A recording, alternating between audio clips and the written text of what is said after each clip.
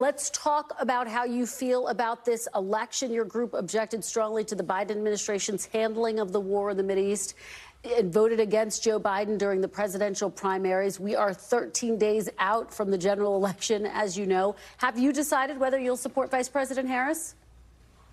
At the top of the ticket, I have decided that I will be skipping the top and focusing on candidates down ballot that align with my morals, align with my beliefs, that are champions of racial justice, climate change, and end to forever wars. And so my focus will be on the down ballot candidates here in Michigan. Is there anything at this point that could change your mind? For example, would you accept anything short of an arms embargo on Israel?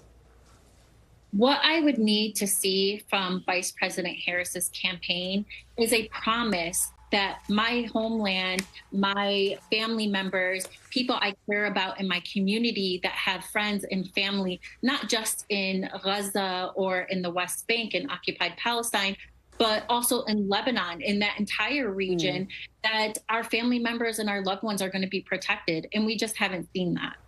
And just to be very clear, would the only way that you would feel that way be an arms embargo?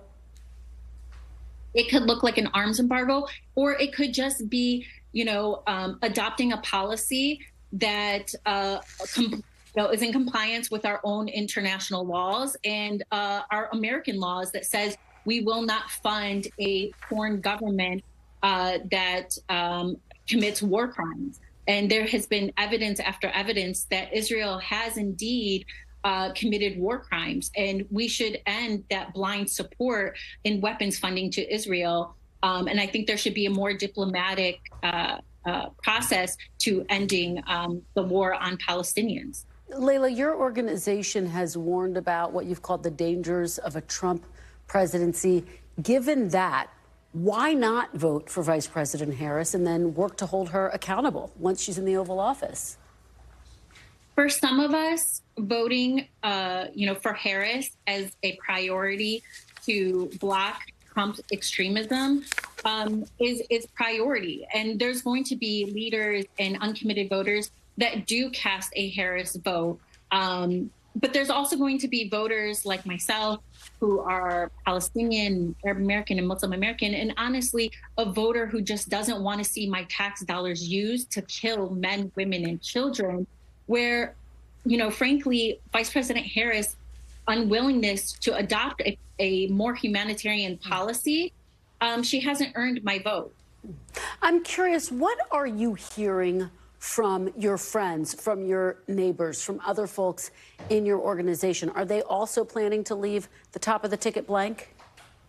Some folks are going to be voting for Harris as a way to block Trump, which I think is very important because we know how dangerous a Trump presidency is going to be, not only those who are concerned with foreign policy, but also domestically. I know how dangerous he is going to be to our own domestic policies. But at the same time, asking voters, even for myself, just watching the images come out every single day from my phone, from my TV screen, just the devastation, the violence. For some of us, asking who we are going to vote for at the top of the ticket and be strategic about it is like asking who we're going to vote for while we are at a funeral. We are in a deep state of grief.